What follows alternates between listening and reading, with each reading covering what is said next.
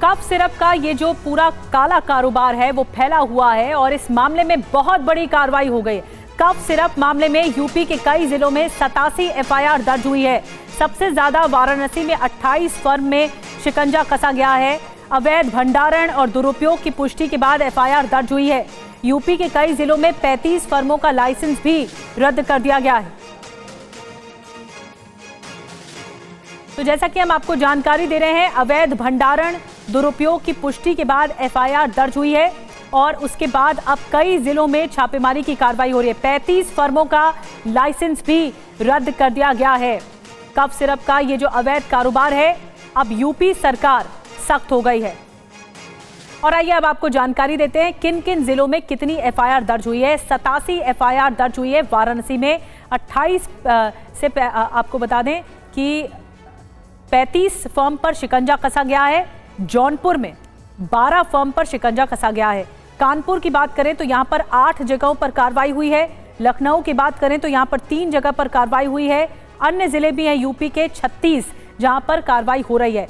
बड़ी बात क्या है, अवैध दवाइयों के व्यापार पर कड़ी कार्रवाई है। ये 35 दुकानों का जो दवा लाइसेंस है उसे कैंसिल कर दिया गया है, रद्द कर दिया गया है। कई दुकानें सिर्फ कागजों पर ही रजिस्टर्ड हैं, जिसका कोई मूल रूप नहीं है और ये कागजों पर ही रजिस्टर्ड हैं।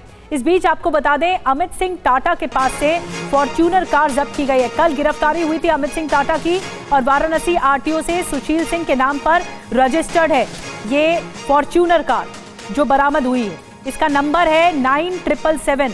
बाहुबली धनंजय सिंह के काफिले की गाड़ियों का भी नंबर 9777 है। अमित सिंह और धनंजय सिंह की एक साथ कई तस्वीरें सामने आ चुकी थी, जो हम आपको तस्वीरें दिखा भी रहे हैं टीवी स्क्रीन पर, और ये काफी ज्यादा सवाल खड़े करती हैं। अब जो फॉर्च्यूनर कार बरामद की गई है उसके नंबर की सीरीज भी आ गई है 9777। अमित सिंह टाटा कर रहा था ब्लॉक प्रमुख बनने की तैयारी और इस पूरी बात का भंडाफोड़ हो गया। अब इसके ठिकानों पर कई जगह छापेमारी भी चल रही है। और जो शुभम जायसवाल फरार बताया जा रहा है उसके घर पहुंच गई है टीवी9 भारतवर्ष की टीम। वाराणसी के बादशाह बाग में ये घर मौजूद है। आलीशान मकान है शुभम जायसवाल का। पुलिस की दबिश के बाद शुभम और उसके पिता फरार बताए जा रहे हैं। शुभम जायसवाल के घर में सिर्फ कुछ नौकर इस वक्त मौजूद हैं। शुभम जायसवाल के आलिशान मकान की तस्वीरें मैं आपको दिखाना चाहूँगा। ये आप देख सकते हैं कि दुर्गावती निवास के नाम से ये C19/15 यहाँ पर ये मकान है। जायसवाल से इस पे लिखा हुआ है। इस वक्त शुभम जायसवाल और उसके पिता दोनों फरार बताए जा रहे हैं। पुलिस उनके लिए जगह जगह दबिश कर रही है और इस पूरे अवैध कफ सिरप का जो एक ट्रेड चल रहा था, एक तस्करी चल रही थी अंतर्राज्यीय और यहाँ तक कि अंतर्राष्ट्रीय स्तर पर भी, उसके किंग पिन में शुभम जायसवाल को आरोपी माना जा रहा है, जिसकी तलाश लगातार यूपी एसटीएफ और पुलिस कर रही है। इस वक्त मैं इस मकान के सामने यहाँ पर मौजूद हूँ और जो तस्वीरें हम आपको दिखाएंगे ये एक बादशाह बाग कॉलोनी जो वाराणसी की एक पॉश लोकेलिटी है, वहाँ पर ये मकान है। और मकान जिस तरीके से बनाया गया है उसको आप बिल्कुल तस्वीरें ही देखकर जान सकते हैं कि ये आलीशान मकान है। इसमें जगह जगह पर सीसीटीवी कैमरे और तमाम जो मॉडर्न फैसिलिटीज़ होती हैं वो इसमें मौजूद हैं। लेकिन ये मकान जिस व्यक्ति का है वो पिता और पुत्र दोनों इस वक्त पुलिस की गिरफ्त से बाहर हैं, फरार बताए जा रहे हैं। और जो कफ सिरप का अवैध नशे का कारोबार चल रहा था देश के कई राज्यों में और यहाँ तक कि नेपाल बांग्लादेश तक, उसके मुख्य आरोपी जो है वो शुभम जायसवाल माने जा रहे हैं। तो शुभम जायसवाल का जो ठिकाना था वहां से आपने अभिजीत की रिपोर्ट देखी। अब संवाददाता अभिजीत ठाकुर मास्टरमाइंड शुभम जायसवाल की उस दुकान पर जा पहुंचे जहां से उसने अपना कारोबार शुरू किया था। आपको दिखाते हैं अभिजीत ठाकुर की एक और रिपोर्ट।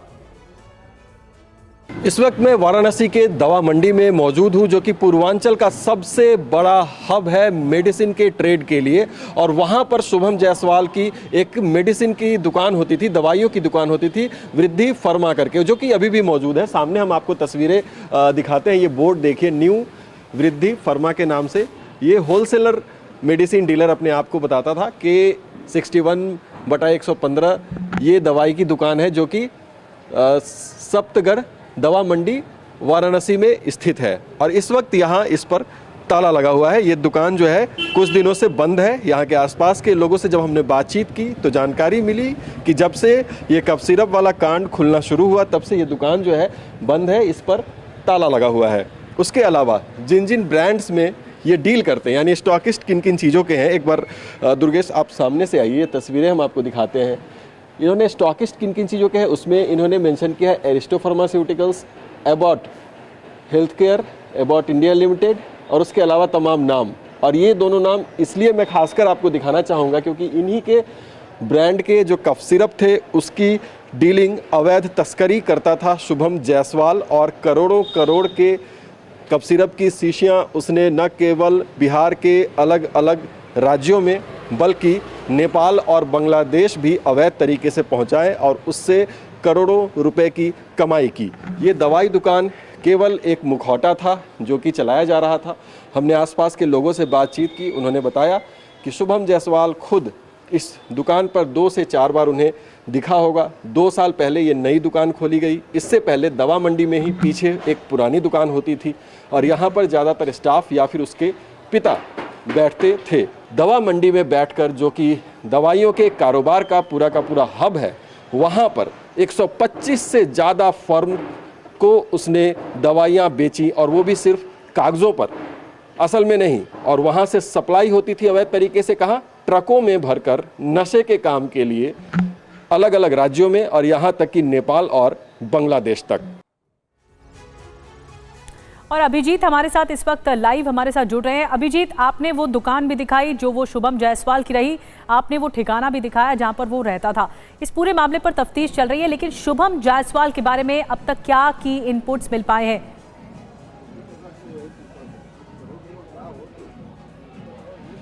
देखिए, लुकआउट नोटिस जो है वो जारी कर दिया गया शुभम जायसवाल और उसके पिता भोला प्रसाद जायसवाल के खिलाफ और पुलिस लगातार कई ठिकानों पर दबिश डालकर उनकी तलाश करने की कोशिश कर रही है। जानकारी ये भी आ रही है कि हो सकता है कि शुभम दुबई फरार हो गया हो और वहीं इस वक्त मौजूद हो, क्योंकि उसने अपनी काली कमाई से दुबई में भी संपत्तियां बना रखी थी। इस वक्त मैं वाराणसी के दवा मंडी में मौजूद हूं। मेरे पीछे ये दुकान जो आप देख रहे हैं, न्यू वृद्धि फर्मा, ये 2 साल पहले खरीदी गई उसके द्वारा। जो मकान हमने अभी तस्वीरों में दिखाया वो भी 2 साल पहले ही उसके द्वारा खरीदी गई उस पॉश कॉलोनी में, जहाँ पर करोड़ों में उसकी कीमत बताई जाती है। इस तरीके से काले कमाई से कई संपत्तियां करोड़ों रुपए की दोनों बाप बेटे ने इकट्ठा की और जितने लोग इनसे जुड़े हुए थे, जिनके तार इनसे जुड़े हुए थे, उन लोगों ने भी करोड़ों करोड़ की कमाई की और उस कमाई के जरिए इन्होंने हर सिस्टम में अपनी सेटिंग बिठा रखी थी। इस तरीके की जानकारी सामने आ रही है। तो ये एक बड़ा मामला है जिस पर लगातार एसटीएफ और तमाम एजेंसी जो है वो जांच का दायरा इसमें लगातार बढ़ता जा रहा है। लेकिन सबसे बड़ी बात इस पूरे मामले में अब तक यह है कि शुभम जायसवाल और उसके पिता अब तक पुलिस की गिरफ्त से बाहर हैं। 1 महीने से ज़्यादा हो गए इस प्रकरण को, जब से बरामदगी, छापे और कफ सिरप का अवैध भंडारण का मामला का भांडाफोड़ होना शुरू हुआ। लेकिन अब तक जो एक मुख्य गिरफ्तारी हुई वो लखनऊ से अमित सिंह टाटा की हुई है और उसके निशानदेही पर लगातार कई टीमें गठित की गई हैं जो कि जगह जगह दबिश कर रही हैं, छापेमारी कर रही हैं। लेकिन अभी तक ना तो करोड़ों का वो स्टॉक पकड़ा गया है और ना ही शुभम जायसवाल या फिर उसके पिता। सबसे बड़ी हैरानी जो एजेंसियों को है वो इस बात की है कि आखिरकार जब 100 करोड़ से ज़्यादा के कफ सिरप पकड़े गए तो स्टॉक कहां है? वो स्टॉक या तो फिर विदेशों में बेच दिया गया, भेज दिया गया जो जहां भेजना था, या फिर अभी तक उसके बारे में किसी को पता ही नहीं चल को लेकर एक बड़ी कार्रवाई तो है अभिजीत, लेकिन अब सबसे बड़ा सवाल है शुभम जायसवाल, उसका पिता कहां है और साथ में इतना बड़ा जो स्टॉक है वो कहां है? इस पूरे मामले पर तफ्तीश की जा रही है। बहुत बहुत धन्यवाद अभिजीत आपका जानकारी देने के लिए। और इस बीच आपको बता दें, अमित सिंह टाटा की गिरफ्तारी के बाद ही, उससे दबिश देने के बाद ही धनंजय सिंह के बारे में पता लगा। धनंजय सिंह ने कफ सिरप मामले में सीबीआई जांच की मांग की है। अब हम आपको बता दें, प्रधानमंत्री और सीएम सीबीआई जांच का आदेश दें, ये धनंजय सिंह मांग कर रहे हैं। सोशल मीडिया पर धनंजय सिंह ने ये पोस्ट कर दिया है और उनकी ओर से कहा जा रहा है कि इस पूरे मामले पर सीबीआई जांच होनी चाहिए, दोषियों को सजा मिले, झूठी खबरों पर विराम लगे, राजनीतिक विरोधी गलत खबरें फैला रहे हैं।